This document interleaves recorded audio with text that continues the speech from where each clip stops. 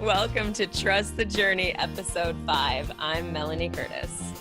And I'm Jay Maletsky. Our mission is to live, laugh, love, and learn together with you. We're here to create conscious connections, to grow and contribute through our practice of openness, honesty, vulnerability, humility, and trust. We're trusting the entire journey. In this episode, we're talking about taking the first steps, looking at comparison, and about never being or feeling ready. As always, if you get value from the show, please help us out. Share whenever and however you're so inspired. Help us get it out there. Thank you guys so much for being with us and for sharing. Here we go, Episode 5. So I love today's topics. Great. I think they are, all of the topics are awesome. I feel like interestingly, the idea of starting and never being ready, like taking the first step, stuff like that. Yeah. Like if, unless you had something you wanted to start with, I'm happy to jump in. Yeah. It was interesting because I had my call with my coach right before this session today. And my coach is my business coach. We're working specifically on business goals and stuff like that, which historically I've been less good at, quote unquote, because my skill set, what I actually do is I help people with the emotional skills, and I'm doing and being the coach myself. So like as an entrepreneur, as a business owner, I have basically to consistently work in this area where I haven't naturally been called into. Like over the years, I've turned my focus and attention in my business, and it feels very creative and amazing to me now. Like I really enjoy growing the business, trying new things and stuff like that. But anyway, the reason I share that is that because I have other goals in my life, like wanting to buy a home and just like that type of stuff, I am called to increasing my revenue. And in order to do that, I really have to do things I'm not already doing. I'm required to theoretically change something or just leave it to luck, which is not my jam. Like I'm not into that. Yeah. So we were talking about this thing that I'm excited to do. So living near New York City, I love New York. There's a lot of people there, can basically easily sort of host events and come up with stuff. So we've been talking about that, trying to discern what would be good. I've been sort of in resistance to it, wanting to stay removed, not wanting to have to commit to much in terms of showing up, which is, again, just a limiting perspective I've had on my work because I've done events in skydiving plenty. Mm-hmm. And so I know I can do it, but I was like working through that block. But fast forward to getting to the point of starting and doing something before you're ready, I've had to work through my own blocks around it, but I'm excited because I'm coming up with this idea of teaching, and this is going to sound weird. Every time I think about it, I laugh and I love it, is teaching basically comedy as a crucial skill set in personal growth, which is not what we are going to talk about today, but recognizing today that what's in my way is not that topic, because I fiercely believe in that topic. I live it with my clients all the time and myself all the time. So I'm psyched to teach that. It's about what's the baby step for me to do. And I'm like, okay, the baby step for me to do is create that like PowerPoint, find the memes that will support the evidence that I plan to teach, bring up the videos and have those in a flow and process of what I will actually be doing and saying in front of the room. Like getting myself to like, oh, I'm organized in how I will actually deliver this material that I 100% buy into and am excited to share. Mm-hmm. So yeah, but it's like doing it all at once was too much. I couldn't even move forward on something I really am psyched about. I needed to go, nope, find some memes. Step one. Yeah. Anyway. Yeah, it's compartmentalizing, right? You're taking something that you're very passionate about, something that you understand very well, that's all in here, that Right. you can sum up inside of your own thoughts in a microsecond, Right. trying to figure out how to break it up into bite-sized chunks so that other people can chew it and digest it and get it to be something that they understand and they fully comprehend. And it's a very challenging process to be the teacher, to be the one who, if you have it all inside of here already and it's all whirling around, and what's it made up of? It's made up of experiences, it's made up of mistakes, right? Yep. It's made up of attempts and failures. It's made up of successes. It's made up of observations, Hmm. right? It's made up of listening to other people's journeys and their successes and failures, and Yep. and then it's made up of all these little fragmented pieces, right? Like little particles that come at you, and they're little things where you wake up in the middle of the night and you have a little thought that connected, and this thought connected Yeah. with that thought, and you see the bridge. And then it's made up with all these other little tiny coincidences where you get through one little moment in life and you see, like, oh yeah, that little thing made me think of this other time. And I put A and Z together, where Right. we often think like the alphabet starts with A, goes in order, ends at Z. Well, somebody just made that order up. It's Yeah. not an order, Yeah. right? And we don't think of A and Z being connected except by this whole vast chain in between, but really the beginning and the end loop back around and come back together. So here you have this whole collage of thought, of just, random chunks. And what are you trying to do is put it into a structure so that you can deliver it to the people that you're working with in a way where they're going to be able to get it. Yeah. And so I struggle with the same issue, right? Often when it's something that you're well versed in, Hmm. the mind will charge down the road, Right. because steps 1, 2, or 3 are things that you worked on decades ago, right? Right. That you're not currently trying to understand or to get a better grip on, but these are the pieces that you need to get across to your audience, when you're sharing something that you've been, becoming an expert at for so long. Totally. And it's a really good reminder to remember that we have to start off with these little tiny pieces, and we've Yeah. got to take the first few steps to going down that road are going to be, a lot of the time people's first exposure to it or getting familiar with the concept. And it's so easy for us to get ahead of ourselves. And what we'll find is that so I'm kind of wheeling off on this I because love it. No, good. just had this recent experience where Please I, do. I spent all my time thinking about a few very basic concepts, trying to cull them down to a really simple, simplified version so that I can deliver a concept in a few sentences to somebody that they can go, oh, yeah, I understand that. And then we can build on that going forward.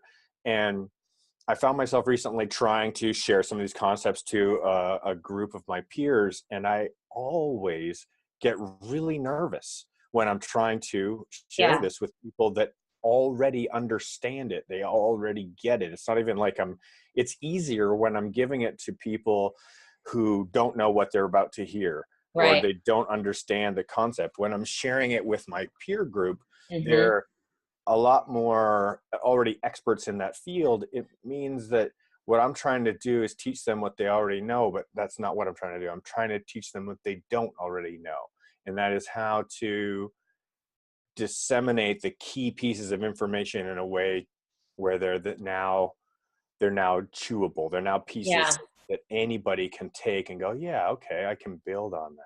Are you worried on some level that those peers have an entrenched mindset such that you're trying to convert them to a new mindset? Is that part of Well, it? there's always going to be that, right? Like there's always this, it's the kind of the campfire type scenario, right? Where you show up with an opinion to the table, whether it's the boardroom or the campfire, or Right. whatever the circumstance, whether it's, you're a scientist in a, in a field, and you're going to be like, I put forward my findings of my study, or Right. whether you're, standing around a sports field and you're like, I think this technique is the better technique. And it doesn't Totally. matter what your forum is. The forum is irrelevant when you stand amongst your peers and you discuss a topic that you're trying to collate down to its core element. Then you're putting yourself on the chopping block. You're For sure. stepping up to the guillotine and saying, here, I present my Yeah. evidence, and if I'm wrong, well, then crucify me. Right. That's how it Right. goes. So I yeah. found, like, it makes me think of I feel this still in my life coaching self. Like, it's fascinating, that phenomenon of, like, the courage it takes to be in a conversation you are in exploration of and in a process of education and growth, while wanting to already be sort of at a more place of certainty and confidence. So, like, for example, it reminds me of an experience I had as a young four-way skydiving coach, where I was killer. I, like, so totally comfortable, confident, fun, like, really did a good job as a new four-way coach. And, like, I could be debriefing my peeps, no big deal. As soon as, like, my more experienced teammate walked in the door, who totally had my back, by the way, totally loves me, totally has my back, Yeah. does not judge me, like, full support. As soon as he would walk into the room, I would feel nervous, like, Yeah. instantly nervous, like, really wanting to do a good job per his perception, because I really elevated, and he was very much a better coach than I was at the time. He knew more, he had more experience. It was really good. And this Louis Shoney, actually, who's a really good friend of mine still to this day, but he's one of the best coaches I have ever witnessed in my entire skydiving career to this day. It's just really, he's a professor by like that's what he does in his real life. He's a dean now. But anyway, my point is, like, he's an educator, and he does a really good job with disseminating information like you were describing. And so I just remember feeling that way. And it took me a little bit of time to get past speaking in front of those peers to earn the confidence in my way of doing it. Like, the way that I teach is uniquely mine. My perspectives are uniquely mine. Certainly there is overlap, but it's a thing, though. I feel like it's a thing to have that experience. So for me in life coaching now is, like, when I have, like, a speaking opportunity or something where I am brought in as the life coach versus as a skydiving professional. Make me talk about skydiving. Easy, all day long, every day, no problem, full confidence. You know what? Even if I, like, have a dispute with someone, it's okay. Like, I'm totally okay in that realm. Whereas with life coaching, I'm still, like, really, I still care a lot, like, because I'm still growing in that realm more than I feel like I'm growing in my realm of skydiving, which is whatever. That's a different conversation and question, something to look at. Anyway, I'm sort of rambling too today, but It's, yeah. what you're saying there is something that we do this with the people that we look up to, right? The people that we put on a pedestal is what you're referring to. If somebody walks into a room and we respect their opinion, we value their impression of us, Right. and we want what they hear and what they feel to uphold a certain standard that we've created for ourselves, or that we're trying to aspire to. And Right. we do this with our spouses, right? We do this with our coworkers, our bosses, our teammates, our leaders in our congregations or our clubs, or whatever kind of environments we've created for ourselves. Our communities, we look around and, like, these are people that hold elements of character that we aspire for in ourselves. Yes. And Excellent. this Very is, well said. it's a compliment, right? Is truly what it is. We're Totally. complimenting them for their strengths of character, the areas of study, things that they've become that they have achieved in their life, and we aspire to achieve as well. Agreed. That in itself is something, that we learn through time to, we start off doing this, right? We're like, look at this person. They're great. I love the way Yeah. that they do this. I really wish I could be more like that. I'd like to learn to carry myself better. I want to learn how to interact with people on that level. I want to learn how to express a concept or a thought on that level. And then eventually what happens with practice is we start to do this, right? And we start to level off a little bit more, and we start to be able to look eye to eye and be able to share and interact. And then once we've got our feet under us, and once we've gotten more familiar with where we need traction and when we don't, when we can let others lead and when we can follow, Right. when we should lead and when they're happy to follow, when we learn how to exchange roles and we get more comfortable with that part of the journey, then we start realizing that we're all in it for the same thing, right? It's not a competition, Yeah. which is very often how we perceive it to be as a beginner in a field, So we may not be young trying to do something, but we may Right. be New. new, exactly. So whether it's life coaching or whether it's, whatever endeavor we set ourselves out to do, Yep. if we're the amateur in the room, then we've got that time. It's all about time, right? It's all about just walking the walk, talking the talk, It comes back to the initial thought of taking those actions and taking those steps. Like, it's super easy to let those fears and anxieties keep us in our rooms. Yeah. Keep us not doing stuff because it's not pleasant to feel that way. It's not. Like, I don't find it pleasant to feel any anxiety for any reason, whether it's complimentary to my mentors or what. Like, it's unpleasant to feel it physically. Yes. And so, and emotionally, whatever, however it manifests in our body. And so to acknowledge that, like, I kind of love this concept because I was talking with my roommate and reflecting on the photo shoot that I did. I know I mentioned this the last time we talked, but talking to her about how unpleasant that was for me, which sounds terrible because I love my friend who's the photographer. Yeah. But what we got out of that is that, like we said last time, doesn't necessarily align with my values. I like to be focused on other people, not being the center of attention, yada, yada. Fine. But what she said, which I think is insightful for this conversation, is she just acknowledged that it doesn't have to be pleasant. Like, I was trying to get myself to a place where it was going to be pleasant for me the next time Irina and I have a shoot, because we have another one coming up. We're going to do it in New York. It's going to be great. I'm all about it. I'm committed to the thing. But I love that Sarah said that to me, because she's like, you can also plan for it to just not be pleasant, and accept that too. And I think that's kind of part of what might help us, get through these initial periods of taking those baby steps. Of just saying it might not be pleasant, and that's okay.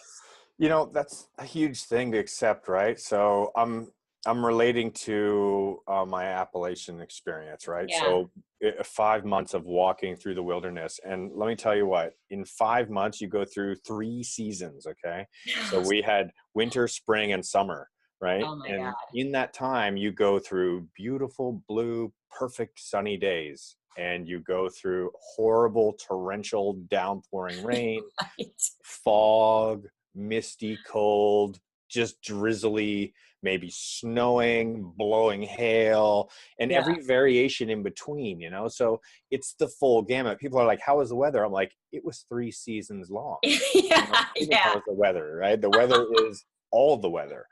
So there's the days when you're trotting along down the road and you're down the trail and you're through the woods and you're like, wow, this is great. What a freaking awesome day. And then you're just stunned with the beauty of it all. And then there are days when it just sucks. It sucks. It sucks. You're soaked from the minute you get out of bed until you crawl back into bed and you put on your warm, dry stuff again. And you're like, oh my God, that day was just horrid. But those days are of equal value, right? Like the day that's just as utterly beautiful is an equal portion of the whole to Agree. that was absolutely murderously terrible. And so what do you do on the days that suck is you sing in the rain, Ugh, and you love it. find the things to do that are going to make, I would always say, embrace the insanity. When Mhm. things are crap and you're like, all right, I could either head mentally downhill into a hole and I can make this the worst time of my life, or I can accept that physically or emotionally or whatever spiritual place I'm in for that journey, that my time during that day may be, I know I'm going to put it in the bucket of hell days. But Right. while I'm there, I'm going to choose Yeah, optimism, and I'm going to absolutely. look for, I'm going to be like, oh, look at that beautiful little spider. He's getting pounded by the hail too. Cool. Yeah, You know, exactly. awesome. Yeah, find whatever you can Absolutely. do to just make it something good, you know? 100%. And that's, I think, a muscle as well, a practicable skill. Oh Like, my God, yeah. yeah, like you have to have intentionality about that. Otherwise, why would your brain not go to the automatic negative bias? It would. Negative bias is a proven real thing. We are wired or built to sort of reject or look negatively at things that cause us pain, suffering, like theoretically promote danger, those types of things. So we're and negative thoughts and energy are far more potent than positive thoughts and anabolic energy. So like, how like they say, like you need 7 positive thoughts for every negative thought or something like Mhm. that. Have you ever heard that? Something like Yeah. that? Yeah. Well, theoretically, like if you think about it, like you're having a great day and some jerk comes, like you have a fight with one of your friends or something, and your day is like kind of really affected by that. So Mm. it's not to say that it's to do with the friend, but there's sort of like catabolic negative energetic experience there, which is powerful and heavy, very strong and potent. So anyway, it calls us to, if we acknowledge that also, Mm. we all the more need to be ready and anticipating and sort of having artillery, as it were, or like not, like tools to use when we are faced with those negative thoughts or bad days that we would frame as this sucks Trained and woe reactions, is right? me. Yeah, go ahead. Yeah. So we train ourselves how to react to a circumstance. So we find ourselves given something gets thrown at us, right? What doesn't matter what the situation or circumstance is, something gets thrown at us, and we choose how to block. Do we block left or do we block right? Mm-hmm. And if we block left, we block it into the negative bucket. And if we block right, we throw it into the positive bucket. And either way, whatever's coming at you is coming at you. Mm-hmm. So when you go back at the end of the day and you look at how you reacted to whatever the circumstance was, if you're like, oh, this sucks, Mm-hmm. well, that's, you bucketed into the negative pile, you turned it into a negative energy. It didn't have an energy actually a lot of the time when it arrives, it's just a circumstance. So Correct. that if you come at this and you're like, wow, this is a great opportunity for me to, Yes. continue pushing through, then that you turned it into a positive, and either way, it's up to you to choose which pile it goes in. I think I Mm-hmm. sent you a quote the other day that said, act like a proton, Yeah. choose to be a positive energy. Yep. And I think about it all the time is that, like, here's a great example. I was in the gym yesterday. I was doing some PT to help with an injury that I have, right? And I was listening to another guy who was there, and he's doing set exercises, and he's like, oh yeah, man, that was one of the worst days of my life, and he was talking about having to work really hard to achieve a goal, so it was a physical goal, right? It was actually like pushing muscles, like he was saying, Right. worst day of my life. And I'm listening to him, I'm like, wow, Mm. actually, that sounds like one of the best days of your life, where you Yeah. challenged yourself physically to achieve something that is going to better your life, and you did it. You Yeah. actually overcame that. And even though he achieved the goal, he didn't give himself the credit Right. for achieving the goal. He said, oh, this was the worst day of my life, and I feel like this is something that we do to ourselves on a regular basis, right? Like we take something that we've done, which is truly a positive, where we're like heading out to achieve something for ourselves, and we spin it into a negative, like, oh, that was terrible. You know, like I hear people do it all the time. People, base jumper friends of mine, I like to pick on them, right? Yeah. Say, oh No, my I don't God, know that much hike. about the base community. So yeah, tell us. Well, you know, there's this totally different kind of categories, right? And it can be very physically demanding. If Mm-hmm. you choose to climb mountains, to Mm-hmm. fly off the top of them, you have to walk to the top of the mountain to get Right. there, you know? With all your So stuff. 90% of the mission is walking to the top of the mountain. It is Right. only really a few percent that is flying back down, and it is quite easy compared to the work of going up the mountain. Yeah. Yeah. So when I hear friends that come in at the entry level and they're doing, you know, a few 100 feet of hiking, you know, they're like, oh, I jumped some small object, a small cliff or a small bridge or something, and they have to hike for 20 minutes. I laugh because I'm like, 20 minutes is like the warm up for your, you know, 5,000 foot hike when you're hiking, you know, 300 or 400 feet, you know. I Right. think Right. about it, I think about it in a scale of like how many thousand feet per hour, you know, and Yeah. rather than like a total object height of say 300 or 400, which is only Yeah. a small fraction. So Yeah. The the perspective.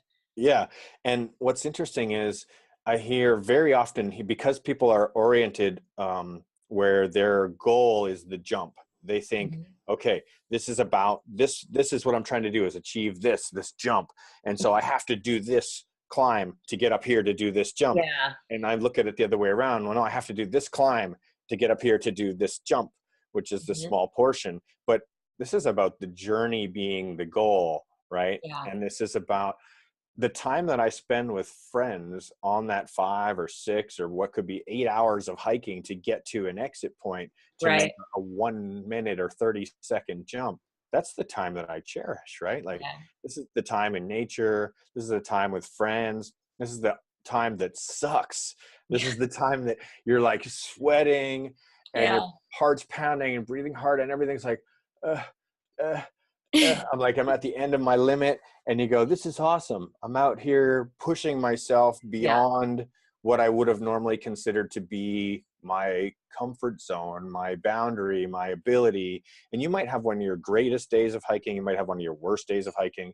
But either way, when you get to the end, you spent the day out there with your friends hiking and trying Yeah. to achieve a goal. And some days you walk back down, you don't even make the jump. Right. Get to Right. the top, you're like, no, the conditions are no good. It's not a day for that last 10%. So then that last 10% becomes more of the other part, Yeah. you know, and the mission back downward. It's interesting because like frames that I use to direct my perception is that, and I may have already mentioned this in some of our chats, I can't remember, but I have this deep belief that everything is for me. So Sure. everything occurring is for me, and more like in a smaller view, like something sucky is happening, experiencing something unpleasant, something I didn't want to happen is happening. I tend to frame that and see that as like, this is my opportunity to practice whatever. This Mhm. is my opportunity that something I could never have expected positive will come from this perceptible negative right now, you know, like, so that tends to like, if it's like like an emotional challenge, for example, where I'm feeling like, like this is my opportunity to practice through that. You know what I mean? Yeah, This, absolutely. I have the opportunity to feel like a badass at the end of the day because I hiked 8 hours. You know what I mean? I have the opportunity to connect with my friends because this hike is 8 hours. Wicked cool. Man, we got deep on hour 5, and Mhm. fuck, hour 7 was hilarious, or whatever. Yep. You know what I mean? So like, I tend to go there in my mind. And it's, again, people have asked me this many times over the years, like how I'm so happy all the time. And it's definitely not reality. I'm not happy all the time. I am happy when I'm with people. Like I'm joyful in my heart. I love people. So I feel like people experience me more like that. You know what I mean? Yeah. So that's partly why I think external perception of me is skewed. Plus, I promote positivity and stuff like that. So obviously, that would be something associated with me. But what I say to that is, yeah, I'm not happy all the time. And I have also very much worked to be positive and be happy. And I've chosen that and I've practiced it diligently over many years, because I can think about myself as a young person and easily see someone who felt victimized often in the face of conflict. You know what I mean? Who would have the tears, and feel like, oh, woe is me, and not know how to do it. Like, you know what I mean? Like, those are very normal, youthful responses to things. You know what I mean?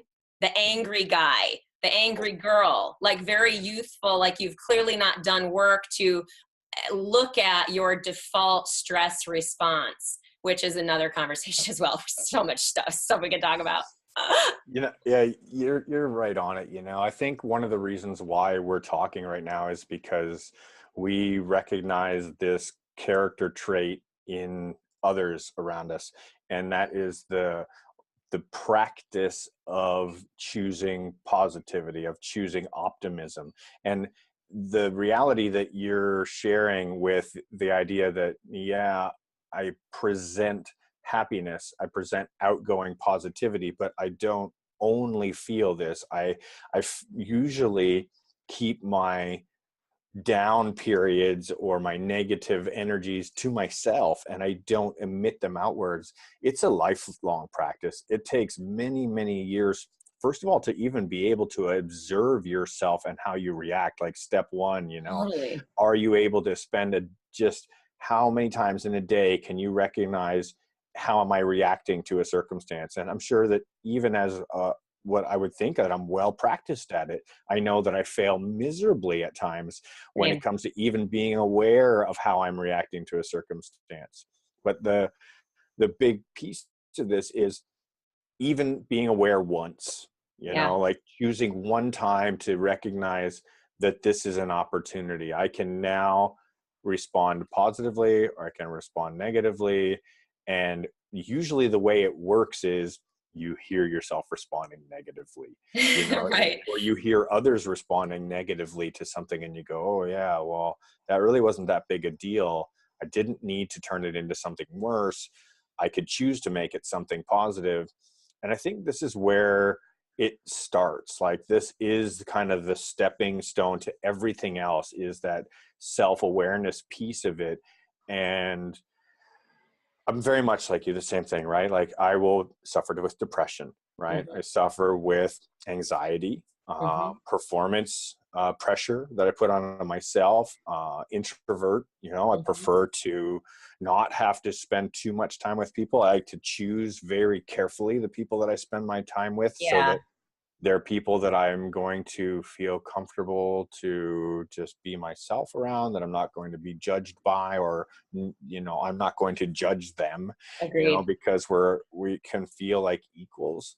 And then when you do choose to interact with society, the decision is conscious, right? So social media has been a very telling tool for myself to learn about my chosen expression outwards to society. And it's just one of many ways that can become a conscious thing. And that is, when I choose to type in some letters, they have an intention. What is that intention? What am I Right. doing? Why am I doing this? My favorite question in the whole world. Why? Yeah. Right? That's the best question ever. Why am I doing this? What's the reason that I've chosen? Is it humor? And if it's humor, what is truly the root of the humor? Does the humor have a negative connotation to it, or does it have a Yep. positive connotation? Right. Starting to like psychoanalyze my own, commentaries. Because you care about what you put out Yeah, into the world and for the sure. contribution that makes. I'm just acknowledging you for that because I think that's important. I believe that to be important. But anyway, go This is what we're both doing, right? Like this is the bigger picture context of decision making in life, is going, okay, when I share outwardly to society, what does that mean? Does on. it mean that am I complaining? Am Yeah. I just speaking, or am I placing, creating an opportunity for others to speak? Am I doing so where am I trolling, like, scratching, trying to pick at people's wounds so that they'll complain too, so I can feed my own inner negativities?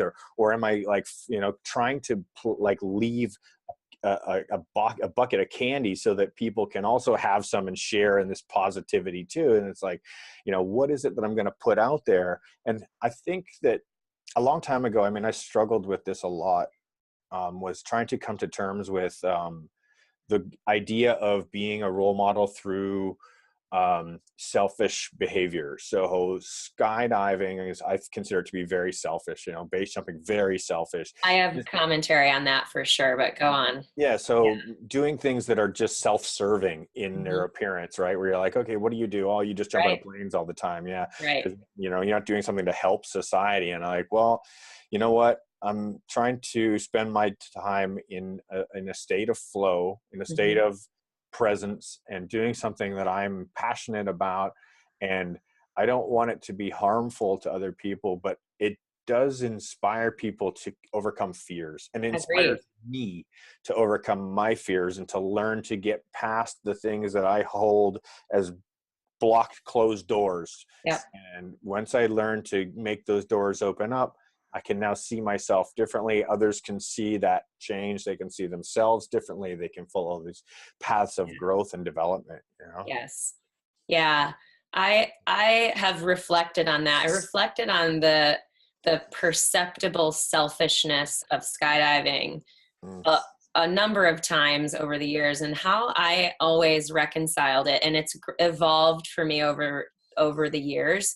But how I initially reconciled it was I felt very much a part of facilitating an experience of joy for people. So at the onset, that's what I was like. I was like, no, like, yeah, okay, I get this. Like, this is just like us playing around as a less aware, not so connected to my own core values yet, like just really being in the experience of loving skydiving and really enjoying helping people learn to fly and do different formations and grips and funny exits. Like what expansiveness is in this type of flipping around exit? You know what I mean? Like, that's a valid question to ask if you care about being of service or whatever. Like, so for me, I started with that, like, no, I really can feel good about this truly. And I multiple times reflected on this as a young professional skydiver, and was like, no, I'm genuinely facilitating joy for people. And that is a beautiful fucking thing, because some people don't find it other places, and why not here? Like, this is a good thing. And I feel that. I'm not just trying to convince myself of that.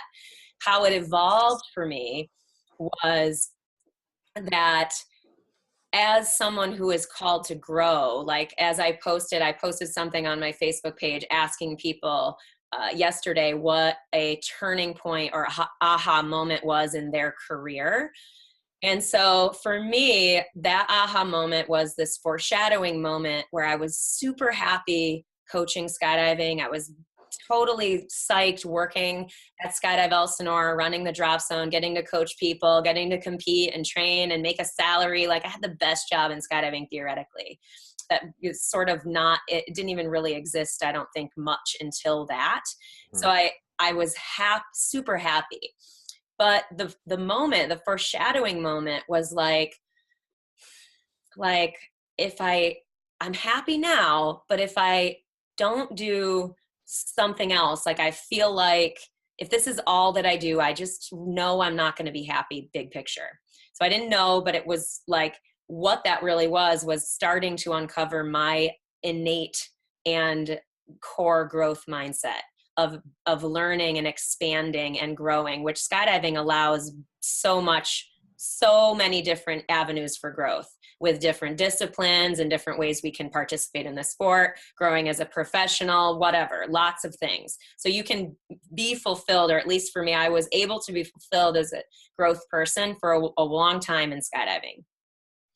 So how I then reconciled, and still to this day reconcile, being involved in skydiving and don't feel selfish about it, is that I feel, because this is what it was for me, is that it was absolutely a major, powerful stepping stone to evolved spiritual evolution and growth. Because inevitably, I feel like this almost happens to everybody unless they are not growth minded. They eventually lose their fire for skydiving. They eventually have the experience where they're like, this is not making me as happy as it once did. And they are forced to confront the question of why. Yeah. And that is an experience I fucking will be with forever to help people through, because you can have skydiving and joy from that sport and that community, as we obviously know, and you can grow and evolve spiritually and personally if you so choose. Like, that to me feels like humongous value. You know, you've hit it right on the head. The spiritual side of learning to fly, right? I mean, it's the child's dream, right? It's the child's mind is the big thing, right? It's the child's mind. It's that freedom of mind that's without limitation of construct, right? Where we can just allow ourselves to just take off and be anything and do anything.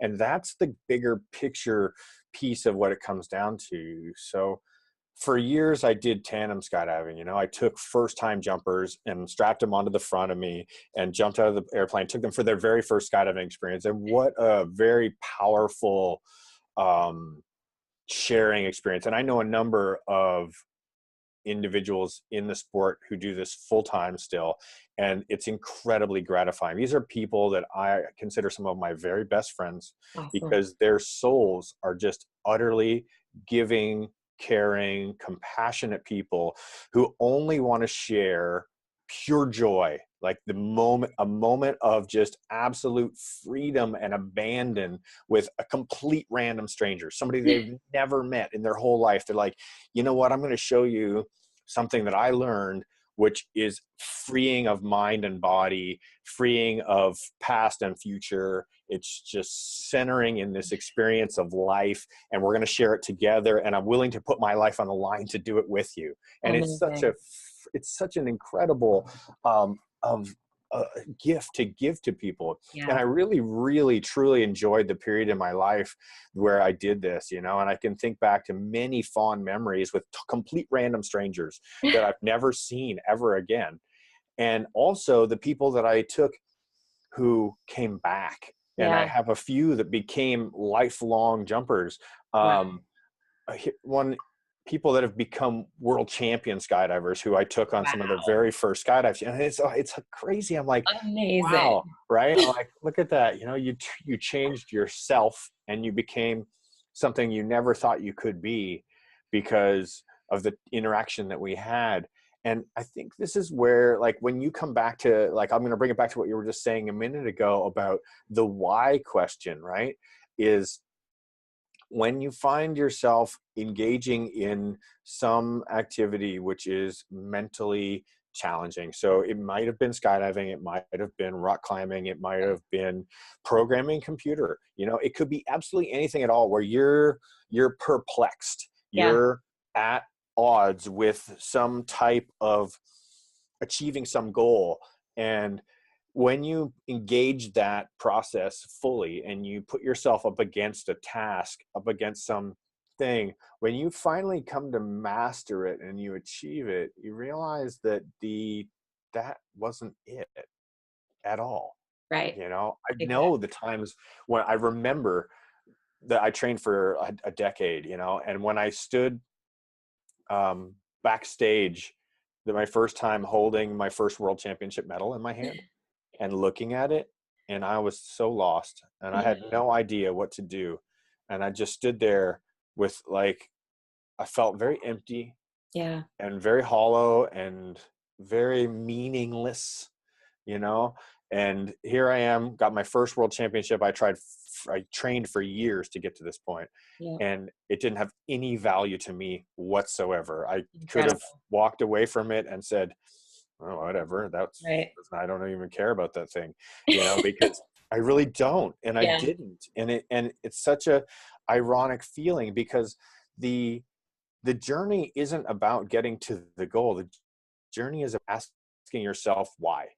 The Yeah. journey is about being able to say, what was it that made this challenge for me impassioning? Why did I find this to be a challenge that I wanted to attend myself to? And for us, it's been skydiving, and now it's moving into other areas. It's becoming music and event organizing for me. It's becoming life coaching for you. It's becoming layers of these different things where we're like, why? Why do I like doing this so much? Is it the fear? Is it the adrenaline? Is it the challenge? Is it the physical part? And what it comes down to is, it's about asking ourselves why. It's about the journey. It's about the challenge in the greater aspect of everything. And it's about waking up every day and putting ourselves one step in front of the other, and entertaining ourselves with a process that's going to better ourselves Yeah. in whatever aspect. It may be minuscule at the time, but the bigger picture collection of all the pieces that you're building up to build your person, to build your character, Yeah. those are the ones that drive us as humans. Yeah, that reflection I think is critical, because I also think things change over time. Like I think fun is a value worth prioritizing, Yes. right? Like for sure, I totally do. I also feel, and so I had a lot of really fun jobs in the past, like helping facilitate boogies, and these are the big skydiving events that have parties and theme events. You dress up in costume and so you dance. It's really fun. Yeah. Obviously skydiving is really fun too, but like in general, even just like choosing to have an experience because it will be fun is something I am happy to choose for myself because I value fun. If Mhm. I only direct my life based on that, like if I reflect on skydiving and I go, okay, why is that? Like, what is it about skydiving that's so powerful? I think one of the biggest parts of it is that it comes with an incredibly supportive community. Like I know there are people in all walks of life and all communities that are not supportive, that are jerks or don't align, aren't in that sort of giving, contributory mindset and way of being. But I think in general, like the community, the familial support that you feel in skydiving can be very strong, because like I don't know if you've had this experience, but like I've described skydiving sometimes as like this collection of misfits that come together, which I think all of the world is, by the way. Yeah. I definitely don't think it's just skydiving, just for the record. I do think that that concept is embraced in skydiving more. And I don't want to identify with that, like, oh, my weirdness is now who I am, right? But there's this undertone of acceptance, which, as you were saying when you were talking earlier about who you choose to spend your time with as a more introverted person, I want to make sure that it's a space of non-judgment, a space of care and connection, and where we can reside as equals and feel supported and all those good things. I feel like that is part of what the draw and attractiveness of the skydiving community is, and other communities that have those same values. The life coaching community, not everybody is my person. Like I am not a very fluffy life coach. I'm a very direct, actionable person. Clearly I'm goal oriented. I believe in taking action. But my point is, like, you find those pockets, you find those groups that are out there that are your people, like the tribe. I mean, this is expanding too. Like I'm not really finding a coherent thought, but yeah, just there's so much that, like, why skydiving for us, but could be any group. And then how we then apply those things to the next pursuit. Yeah. you know, like, It's and extracting which ones are most meaningful to us. it's the my tribe experience, right? When you find your people, you find your tribe. And so the the group of misfits is the best description, you know. I'm thinking about having grown and matured and traveled a lot and seen a lot more and moved in and out of different groups more often. You Yeah. see that this continuity exists everywhere. So Yeah. if you're a rocket scientist, you know, then you hang out with a bunch of other nerdy people that like hanging out with other people who think about rocket science all the time, right? And there's nothing wrong with that, except that, yeah, to do that, you got to be a bit nerdy, you Two of know. my skydiving friends, by the way, are rocket Yeah, scientists. we got a whole bunch here. I live So right off the awesome. Space Coast in Yeah, Florida. You know, we have exactly. tons of rocket scientists around here, and they're great people, but they all have a certain character twist that sets this as a piece of what makes them interesting, you know. Yeah. And so when in a collective group together, they find themselves feeling more comfortable because we've got this familia, Yeah, right? It's all exactly. one thing, right? And I, so if yeah, it's go ahead. rock climbing, or if it's paddling, or if whatever the niche that you found yourself in that you're drawn to, you know, or music or coaching or any other thing, when Yeah. you find yourself in a peer group, that really helps to create this sense of brotherhood, sisterhood, family. And it takes away that, like, I'm the oddball Yeah. weirdo who does this weird thing all the time. Yeah. We I think why we perceive it to be so powerfully connective inside of our particular sport, which is skydiving. And for me, there's another layer which goes into the world of base jumping, Hmm. which we could expand in aviation as a Yeah. whole. Is there's a large threatening component of life threatening component. And you Hmm. see this in a lot of other places too. So in rock climbing or in like big wave surfing, communities that are Right. based around risky endeavors, physically risky endeavors, Yeah. are going to tie people together more because there's more occasion of injury and of death. And Totally. when these happen, they take our groups and they either rip them apart or pull them together, right? Hmm. If it's too much, people pull out and they don't want to be part of this. And you see people Yep. run away from these environments because they're terrified or they can't stomach the reality that is connected to the fatality Yep. portion, or they bond together to live through these experiences and learn from them, and keep pushing forward. And it doesn't matter if you race cars or Yeah. bikes or if you jump out of planes. We've all got the same stuff. I mean, there's way more people who die racing the Isle of Man than Yeah. who die flying wingsuits, Yeah. and we get considered to be one of the riskiest sports in the world with wingsuit base jumping. I'm like, well, Right. if you really look at a number of the other sports out there, there's just as many that are this risky. But the key point of what I was getting onto here is this bonding, this sharing with our peers, and allowing ourselves that space to be connected to others and to learn from each other. It's such a powerful environment. We get so much from it. And I think what you're saying with time passing is that I'm feeling this a lot lately in myself, is that we move in and out of these sectors, right? Like, so skydiving's offered me a lot as far as family, something that I really looked for, and people I could bond with and connect. And at the same time, I see myself outgrowing it in a lot of ways, where I'm ready to move on. I'm ready Yeah. for change. I'm ready to ask myself why in a lot of questions. And when I look at other areas, I see the same things. If I look at the music industry and I go, "Ooh, I don't want anything to do with this part of the industry," and I go, "Oh, Right. that part's terrible," and I'm like, "Oh, but actually, here's a group of people inside of the industry that really, Yeah. model the ideals that I'm interested in." Or it doesn't matter where we move in what industry, those same elements exist. So I never Yeah. want to fully detach in skydiving, because there are groups of people that Yeah. uphold the energies that we're looking to develop and grow, and it's really about learning more about yourself, about Totally. ourselves. Yeah. Yeah, I think just there's a couple of points that I think circle back to earlier parts of our conversation today.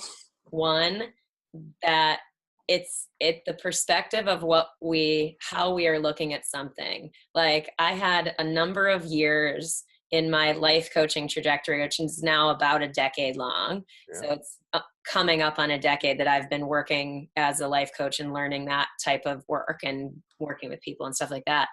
And I had this section of time where I really felt like skydiving, being connected to it, having to talk about it, doing it, was holding me back. Yeah. It totally wasn't, but my perspective on it was that it was, because I was like really wanting to grow into this new area, because I was like, oh, I'm just like tired, I'm sick of this, like sort of the rejection period of the thing that's a part of you, like, no, which is totally normal. Like I've obviously come to a place where I really get and understand and love that skydiving supports me so much in my career and in my work as a coach, as a life coach. So like, it's all this really wonderful part of it. I'm happy to talk about it now and feel like it's actually a really great way to get people interested and into and looking at what I'm doing that I'm more excited about in terms of the personal growth work. So there's something about that, like how we frame it, because I was tortured for a number of years going like, fuck, I'm sick of talking about skydiving, It's in some ways we have to villainize something that we care about in order to break free from it. And you see it happen with relationships, right? Where you're like, oh, I hate you now because I need to move. I want to move forward. Right. So I have to tell myself that I don't like this anymore. Totally. So that we can then turn our back to it and walk in a direction that has our lead. And it's still got our back in a lot of this. Exactly right. It's exactly right. It's so like, and again, the joke of like skydiving is my longest term relationship, which is obviously not true, but like the joke of that is that it's true. Like as the teenager part of me, like, no, like rejecting it. I'm not going to listen to you, mom and dad. Like so real, real. The other thing before I forget, I want to make sure I say this, is the supportiveness of the community and the tribe and all that stuff.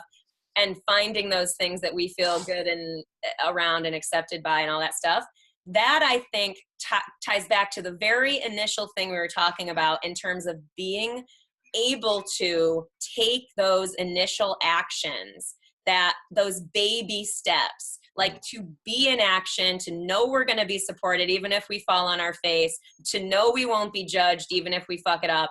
Like that type of stuff, I think that's a really powerful element to being able to take action. I don't think it's required. I just think if we want to set ourselves up for success and to be able to continually grow and take actions that deliver us new insight and experience, having that sort of support network in place is a powerful thing to think about. Yeah, for sure. Yeah. There's one more thing I wanted to touch on too. Yeah. You got me thinking about it earlier. And I think that it's a really powerful kind of piece of the puzzle for me when I set out on any journey of learning, working towards a goal, whatever it might be, the same type of, is that a lot of what we choose to do is going to be painful, right? A lot of it is going to hurt. It's going to be a challenge. And I think about big wall climbers, right? Mm-hmm. And I think about like the whole mentality of rock climbers is it's just about suffering. It's like, how much suffering do you want to get into today? Hey, let's go suffer a bunch together, because all you're going to do is just going to hurt the whole time. And this is like bodybuilders. This is like, anybody who's out there physically pushing himself, mentally pushing himself. If you're building a company, you're building an organization, you're building a family, you're building whatever for yourself, your own physical body, your own mental state, it's going to be a lot of time. The way the body works, the way the life works is it's going to hurt so that it will feel good, right? It won't feel good without hurt. And whatever that hurt means, whether it's like physically your fingers are bleeding from sticking them in cracks to try and climb up a mountain, or your brain is just fried from thinking all day long to try and work through, puzzles or computations, or to try and be an active listener and to Yeah, be right. available to somebody. Like if you spend all day being available to others, you're just at the end of the day, you're just like, shoot me. No, I have nothing left, you know, because you've drained your reserves of empathy and compassion. And so just remember that in our processes here, when it hurts and when you wake up the next day feeling smashed, you did it. That Yes. was the point. It should feel like that. And you're like, if you know, any bodybuilder or any good climber knows when you wake up, when you're like, oh man, am I ever sore? That's something to be happy about. Exactly. Right? Yeah. Agreed. Cool. Yeah. This is so awesome. There's I'm really so enjoying much good this stuff. Yes. And per usual, guys, just for people watching and listening, thank you for being here. And anything that you want us to touch on or cover, or things that you'd like to hear more about, please let us know. Like, that's definitely part of what we want to do with this whole thing. Thank you all for listening and for being a part of the Trust the Journey family. It's another episode in the books, yo. Please tweet, share, post, email, all of that stuff, however you are inspired, or with anyone you think this show might help. Join us next time for episode 6, where we're going to be talking about performance, vulnerability, and self-expression in front of a live audience. Sounds more like a niche of a topic, but this is a good one. Thank you guys always for being with us. As we say every week and mean every week, we love you. And remember, keep laughing, keep loving, and keep trusting the journey.